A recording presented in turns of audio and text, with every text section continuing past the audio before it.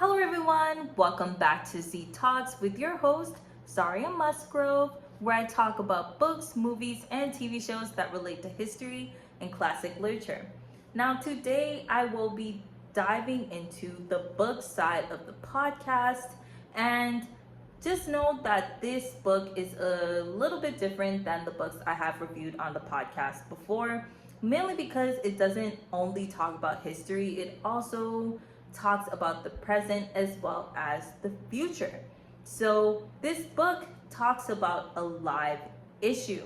And the book that I will be discussing is The Last Colony by Philippe Sands. Now, this book is really important, not just because of the subject matter that it talks about, which is colonialism, but also because this book also talks about people's experiences that are still alive today.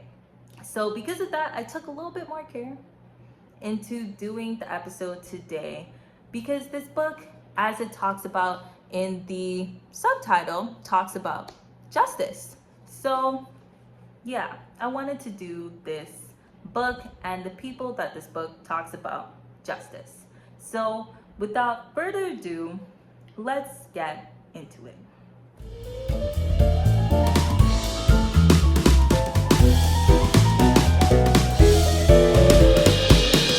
Now, The Last Colony talks about a colony, as it suggests in the title.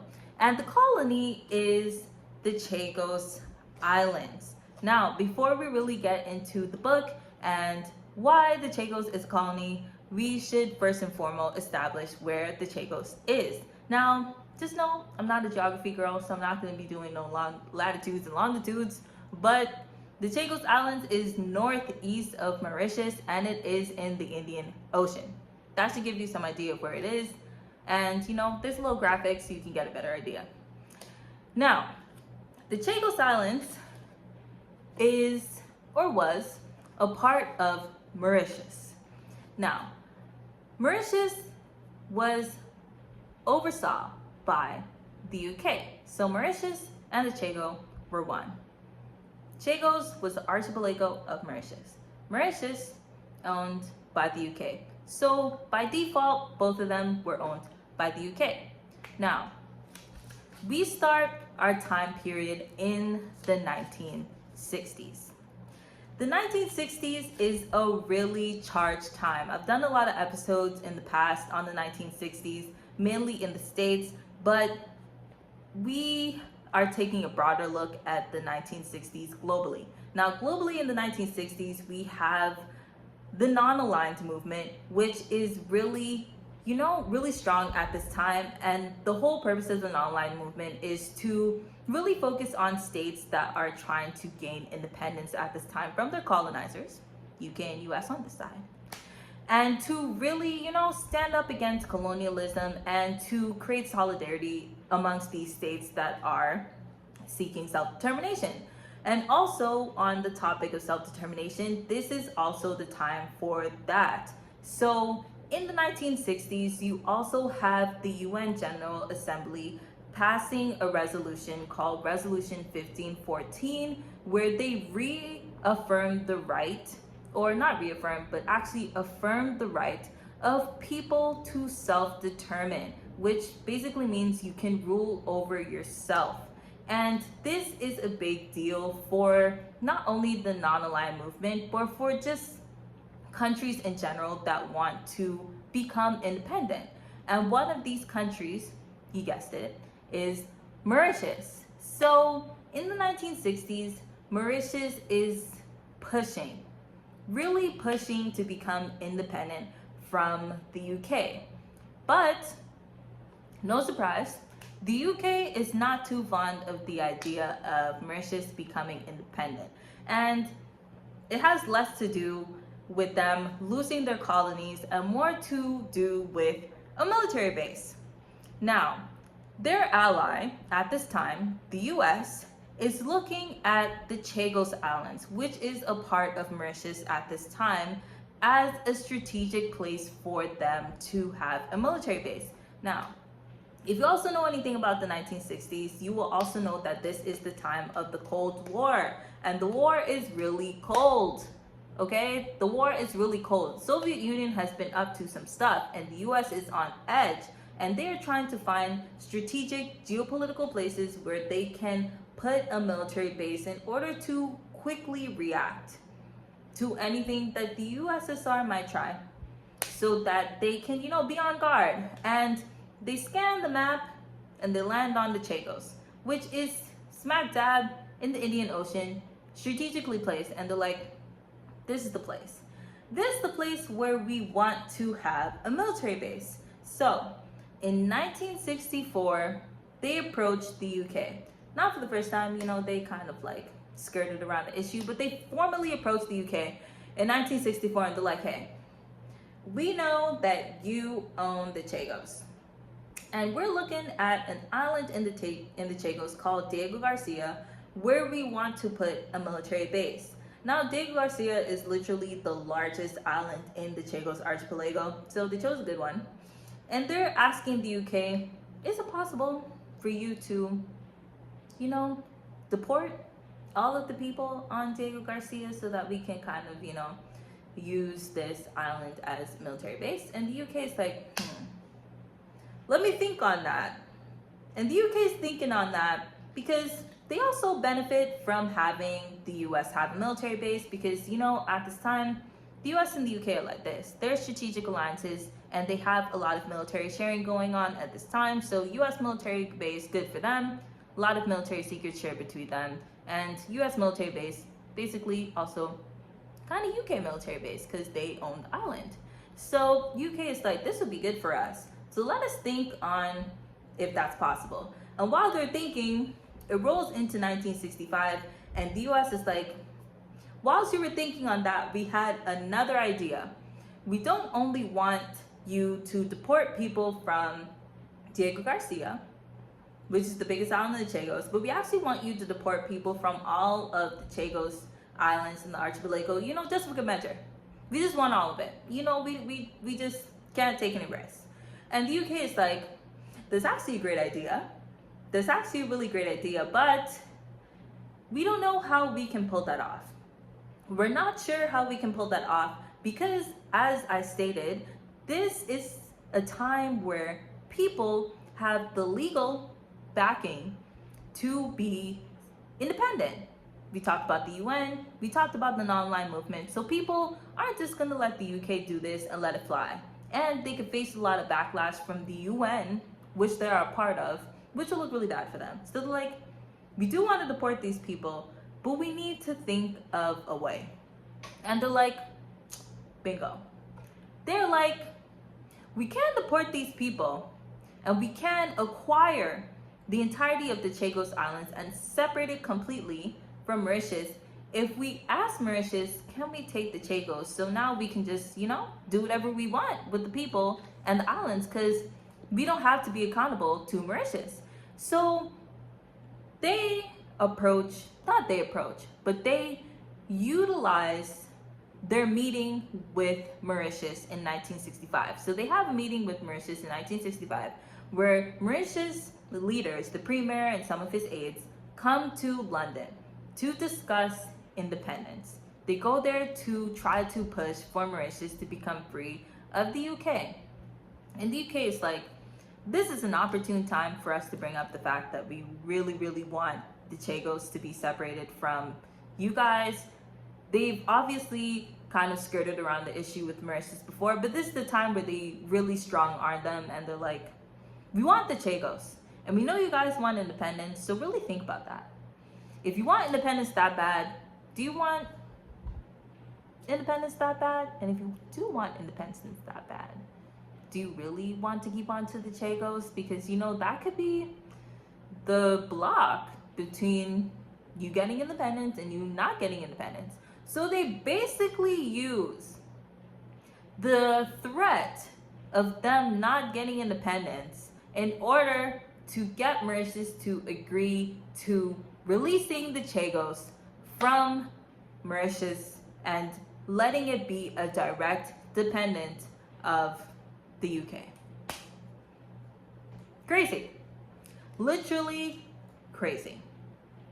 So, 1965, the UK literally seals a deal where Mauritius can be independent and they can own the Chagos. And literally 2 days after the meeting that they have with Mauritius and their leaders, they announce that they are allowing Mauritius to become independent.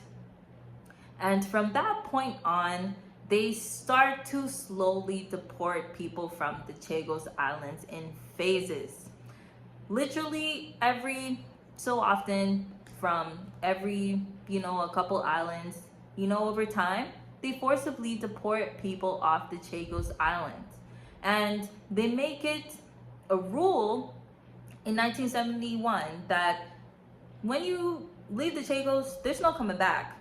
You can't come back to the Chagos Islands because in 1971, the US starts building its military base on Diego Garcia, and that is the time when the UK is like, if you leave, there's no coming back.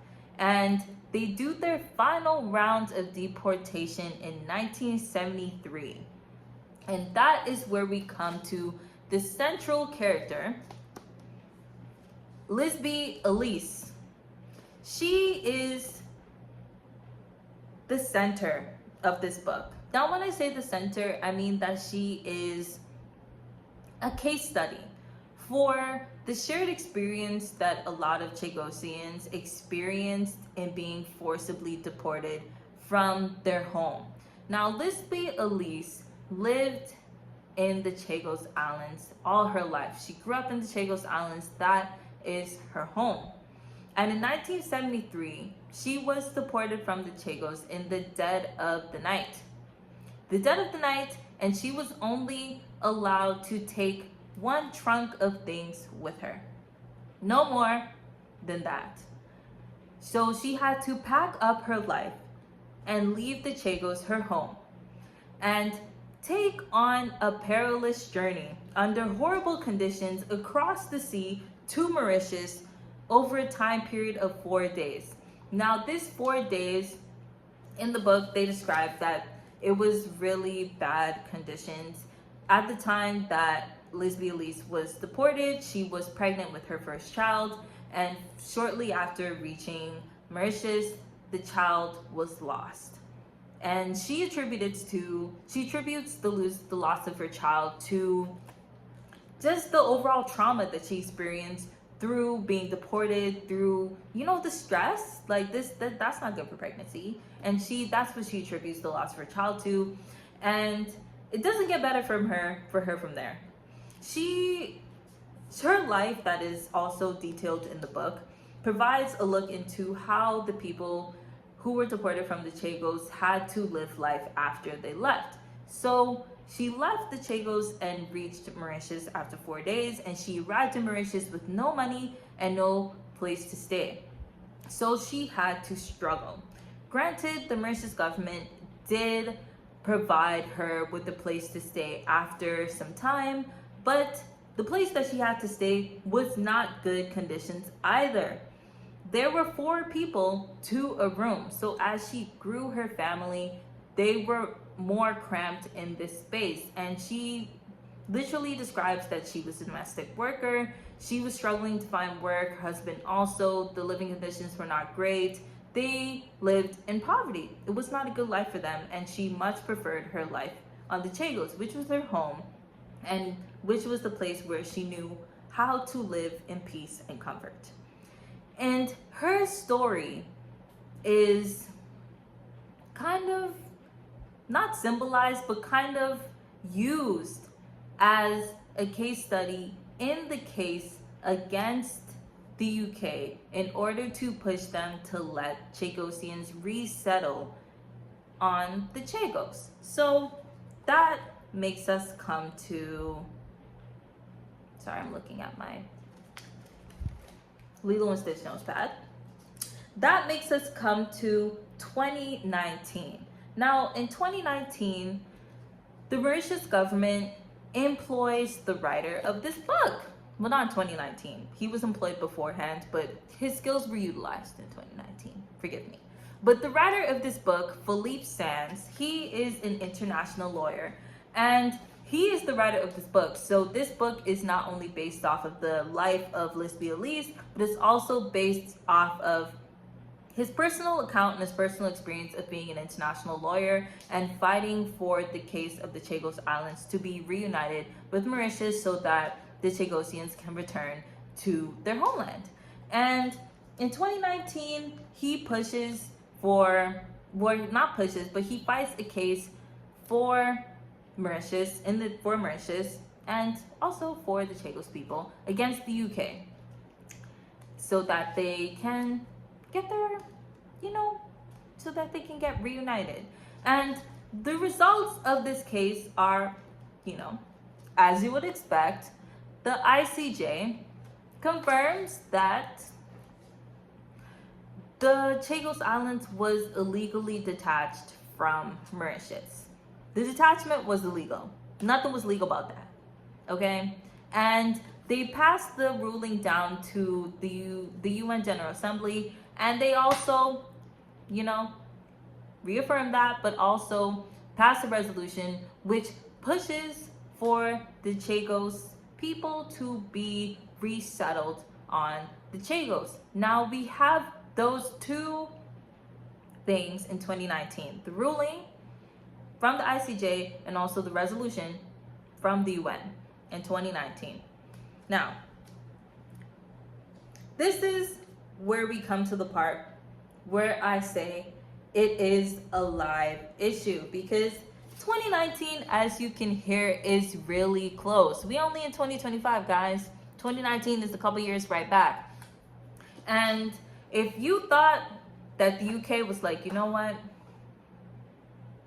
the ICJ and the UN said, hey, what I did was wrong, it was unlawful, I should give the islands back to the Mauritius and, let the Chagosians resettle to their life. You're wrong, okay? The UK did none of that. They actively denied, and refused to acknowledge and accept the rulings by the ICJ and the UN General Assembly. They continually refuse to allow the resettlements of the Chagosian people, okay? To this day, Chagosians are not allowed to go back and live on their own island. They are not allowed. Now, that may be subject to change, okay? That may be subject to change because on Friday, the UK government released that, there is a deal. Well, we know there was a deal before because they met in 2023 to kind of work out a deal. Mauritius and the UK met to kind of work out a deal so Mauritius could reacquire the Chagos Islands, but the deal was delayed. So the deal is not signed. Now, that's not saying that the deal will never be signed. The deal could be signed this week, tomorrow, next month, next year, who knows? I will be following the issue and I will be giving updates on my socials. So, follow the Z Talk socials if you want some updates. But as of now, in May, there is no movement, no signing of the deal as to Mauritius reacquiring the Chagos and the Chagosians coming back to live on their island. And for me, that was kind of the most unsettling and crazy part of this book. Okay, because as I said, Diego Garcia is only one of many islands in the Chagos Archipelago, and it's the only island where there's a U.S. military base on. But the Chagos people are not allowed to resettle on any of the islands.